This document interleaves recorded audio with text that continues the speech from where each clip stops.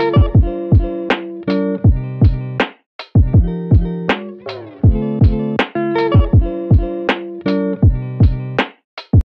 guys, ngasi se akoi ahambane semdoi se potato cheese ball. Ado poti yam kana di sudre hadi lockdown ni na poto sudi sudre do yam kana suda ba bi oi do suroi dri se maru oina cheese to mozzarella cheese sijina ga da mozzarella cheese na ta ba koi sina process cheese to mozzarella gina string singba ya dana sina ya de dana adune ado mathang ulage kamai tau do no do akoi su hamane try tau was try akoi su hamane si sem doi se adu si se oh my god put pa ne ba wait kaching the store aya I keep on the tie kan mo je kaino butter gu mai am kaching mo kaching de adu si alu se aina phula abani yum akoi yum dai phule hồi xem tôi xin lỗi đôi lần alu si alu si hana làm đấy alu si hana khóc to agam alu si khóc lagi xin năng kelo si da cheese layer mà cheese layer si se mozzarella na te ko si na process si tang khai ka tu na tro ka adum khet la goi da ha pa se khoi khet la ga ne mai do ne yo ma se ba ka na block ka ale di cheese kam ta le ho ro anh khet na pro yo ne hoi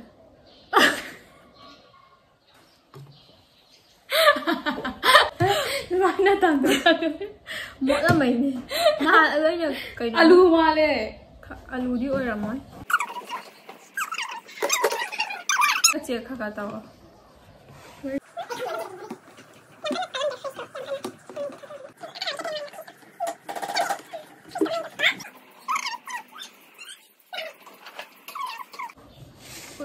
hay nè cái mẹ cái chân là cái mẹ cái chân là ôi ya đấy ya mình đâu mà này cài này cái đó là cái này đăng khai mấy cái đó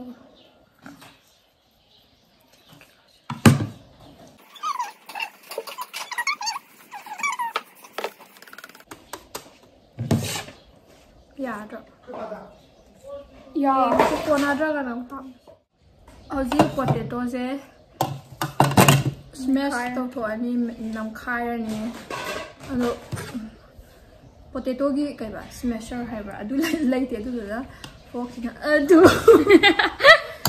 mun di mun mane he in ki ba ye khu oi na tawar se kang me kum na me la se ai khu da do me la de na pang ko na samman ko mo la just check pai ko mai pai di pai ba do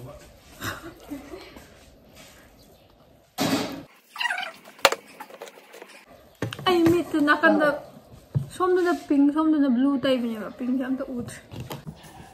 Alu je, masai sari ngai dia na. Sari ngai do. Alu je, masai sari ngai do. Au da net la ma di. Khara du piat kan wa. Kui de ba yam na. Oh, tonton nang ithaba man lai breadcrumbs. Oh, aduga akoi ngasai wa le hai do. Breadcrumbs wa le. Breadcrumbs to akoi chumnagi bread tu na ta sema su yai da na ko. Aduna bread to su phangre aduna raskito aduna oina thugara ga sema sina adu kamai thugai da oh hain tor gere khelo ko thuga ba ne go ti ke no no ma khoi ha ke option abne chambo kam phada un khai ki pore sida khelo Nanti atau lagi nanti som lagi. Sekolah aduh ya dia. Sekolah apa? Kamera dulu. Tuh breadcrumbs all of this. Tuh ya itu. ya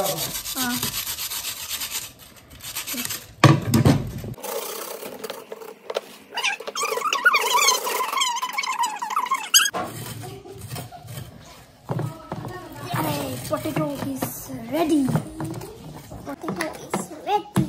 Ado corn flour su half to budi ya bane ba half ka da bane mai yake da half tra ka su yayi ado corn flour su like that.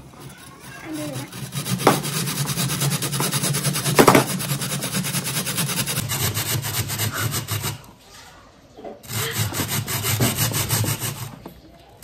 snowball.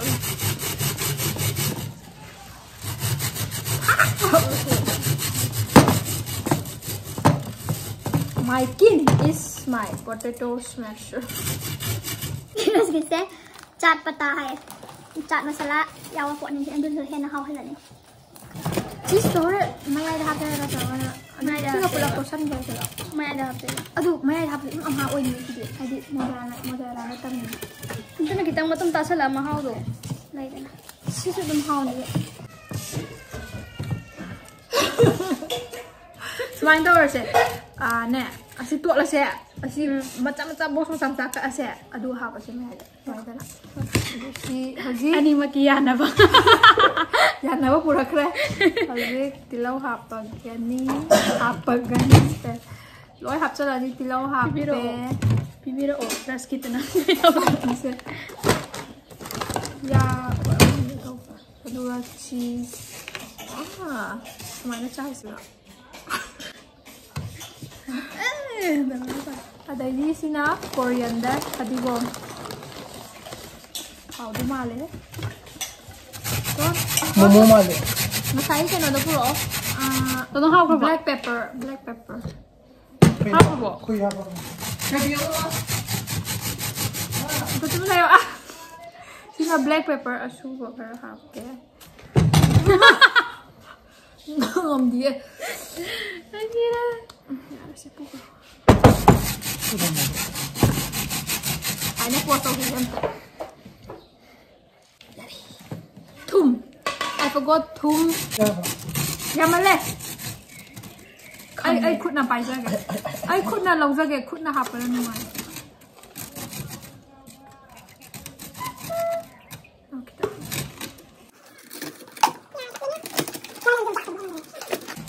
Aduh, chili powder apa pula? Yang mana? Yang ni? Sekarang mana? Ini usah ada pun. Si kai sunat aku iseng si gise. Alu kang ni, matum ta tahu. Yang ni? Andi, si di perayaan tu mana kau? Yang ni. Kau yang hab hab bro. Mana tu orang mati nak buat? Nak makan terpon.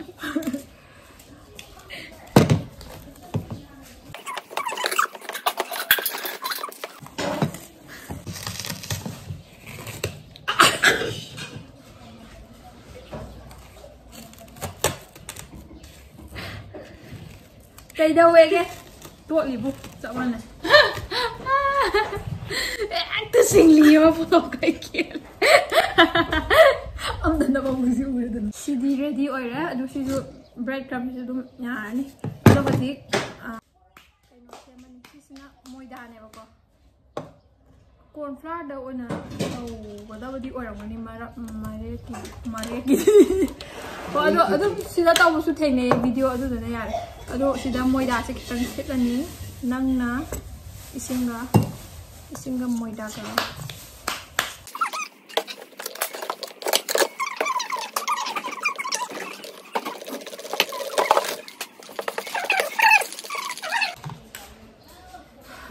Ready ora. Ay matum taba horo ora. Matum taba tu kuta nap tanaba thau kara hana kuta.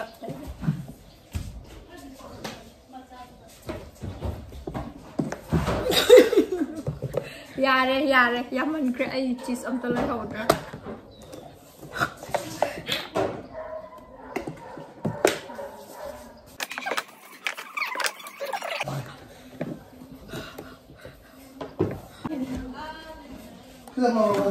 Haji, matum se kya am kan siya. Saya musuh kan siya. Saya musuh kan siya. Si sida, si cheese cubes ama happen. Mozzarella oil di inung hang ni haba. Jing na. Hoi, mahal di dum ni yang kada kena budi oil tar ga so. Stay 상에 나. Bitto. Stay 상에가. Ai thao ko pro so thong. Kai no ha hoi. Sei. Si matum tare. To banang thao sa hala mo. hanga ready thada si first ta sumaya matum yes si matum tarani aduga first ta sida naptana moida sida maida pare haire ka masai paste to sida mo thadarani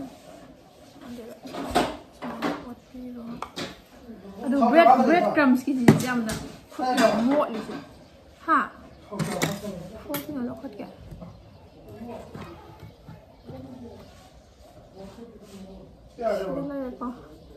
bread crumbs da hapani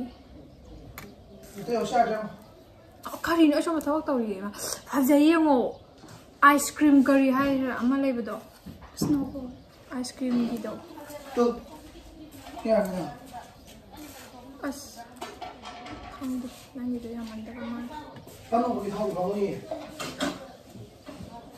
pamu sai ji thao pamu ko ne no ja lai kai tin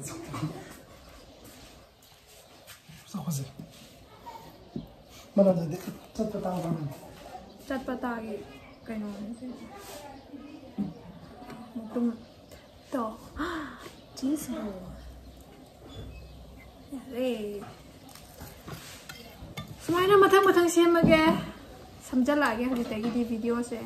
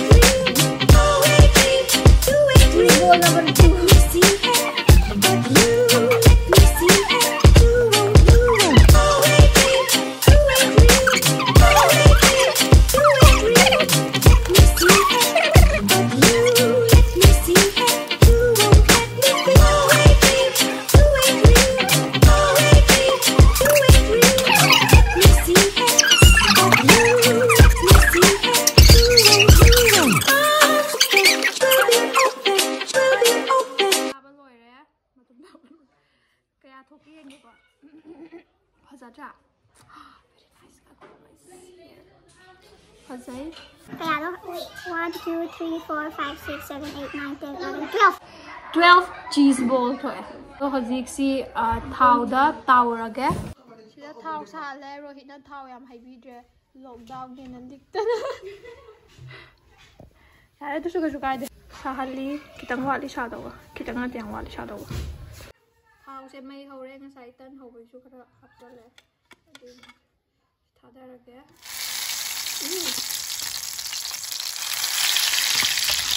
asan mum sai hapare ko taru khara to sira kityo ni dana taru khara ha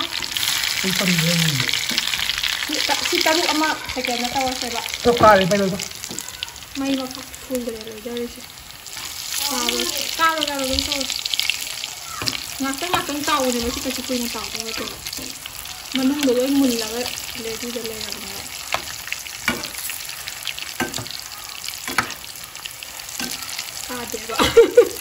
kade termi ko do kare hindi ni yo tawar si chapta de noi mai do si loi le thaba mai do chaklo sa do to jira ya ni do hindi ko de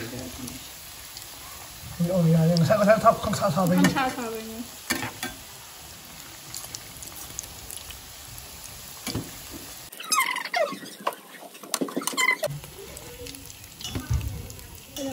ai da shi mu de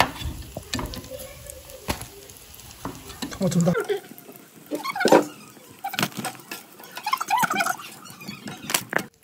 sina khara mamangi do ga sina khara phajaman ya hol halle ya ba ta bi amma tak ngai lo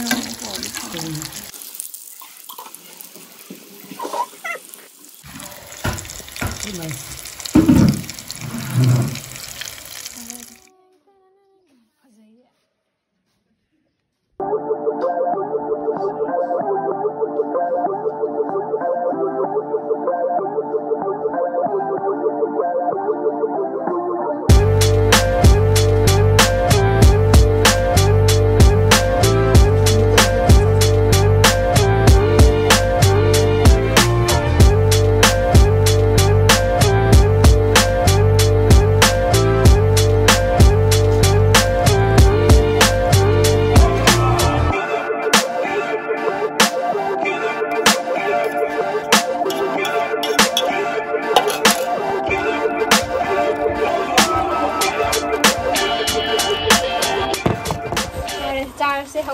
hầu chaba sina rohit ki alu bori alu sak hoi ma haji dimki hapani nang udale tang khai tang nak u to ki hapen ta punjabi ta yo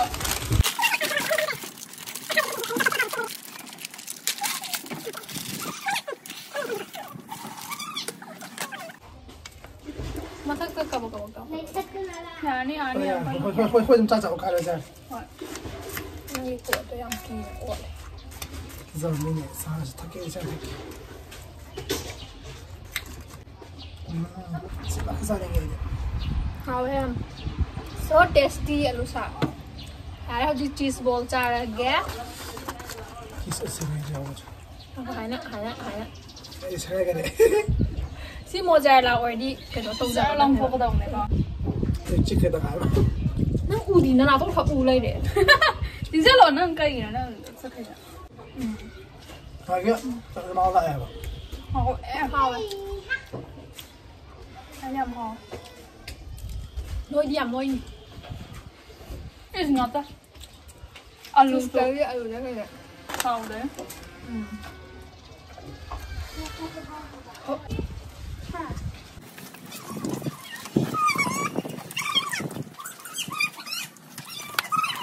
你好，我먹어잘나가好诶。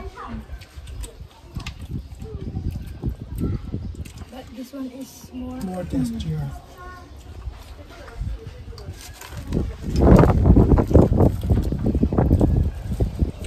Mushi asmong ta ko re mama me. Wi nu chara sa ge tok jam de. Inge de. Nu cha de lai de inge na.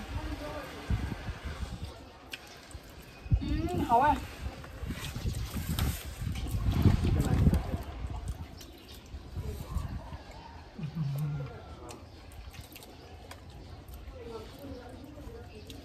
lột đăng hết rồi ạ, mua giờ là đây rồi ạ, một xem biên để anh là sẽ làm cuộc sân rồi đó,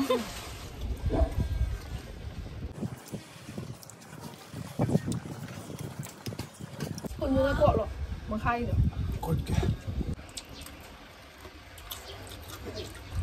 nhưng cầm làm bảo mà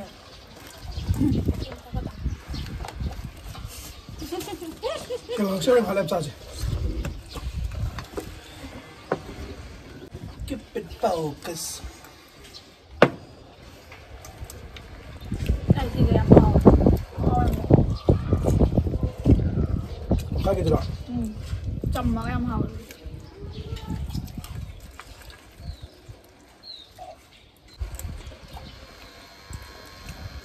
Hầu vậy. Đang ta ra cái đồ đấy, em bảo, em mong vậy. Nồi thế nào? Chấm rồi. Hảo à? Nồi cái này tôi có mấy cái phần sai bên ngoài quả.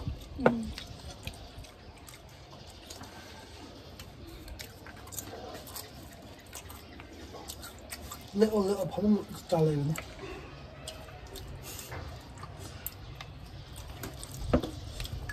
Yung kasi ang lapan nila. Mahal ba sa live nila? Sila pala tayo siya. Kugaya nga. Which is too hindi. Ay, dilaw wala oy. Mga dilaw wala ka niya.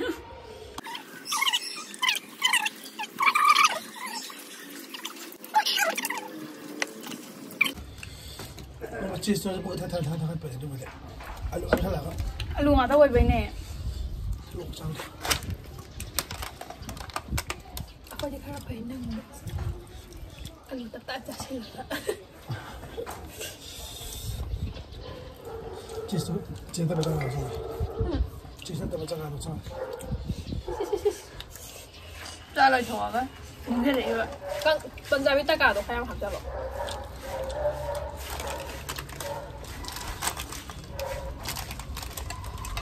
rau con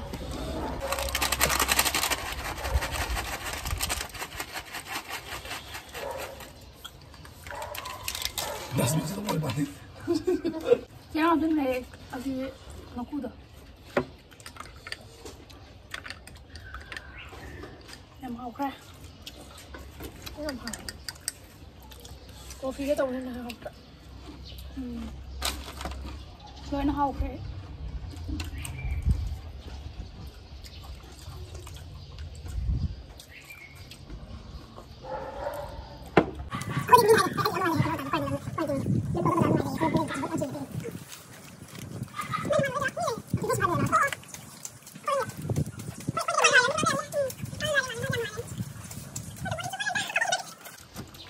한 번 이렇게 하면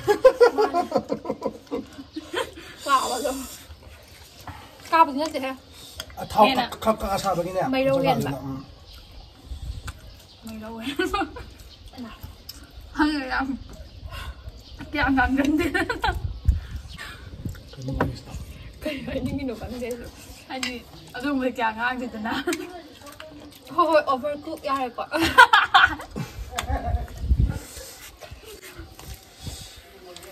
bori hello bori kìa bori ui không biết không ôi chấm hình tượng sao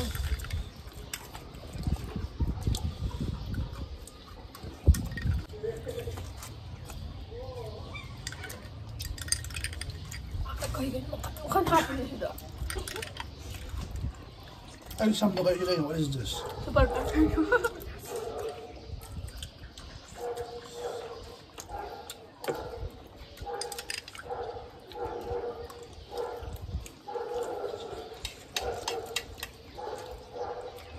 Ciao cesto. ôi không phải là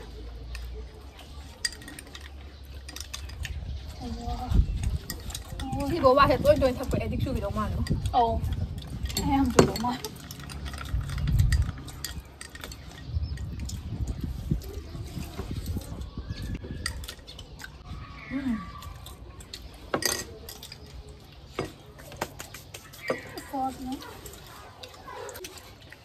아유나. bụng kịch thật là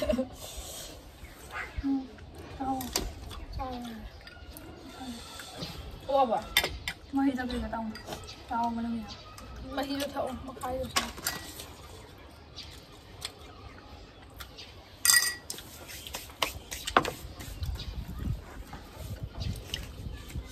하웨 mẹ em sẽ có biết mẹ em sẽ yên đẹp cái đó có biết thì chỉ sao được không có biết thì hỏng gì được chỉ sao được chuyện 야, 니, 아니 나 사이 메이크업 도 그거는 우대 하가. 한님이 없나? 핑우대 블루이 그린 블루이 그냥 그린다. 아도 mayam ako'y nagsaba su yengbire. Ado masi video se nungai biragadi like tawiramo amasung subscribe my channel subscribe tawiramo hoi tawdri biragadi subscribe tawiramo aduga mathang de video interesting oidaba khala tawjarake ado oidraga su hoi marak ki ado anamadi oinawa tawrake adune bye guys bye bye 안녕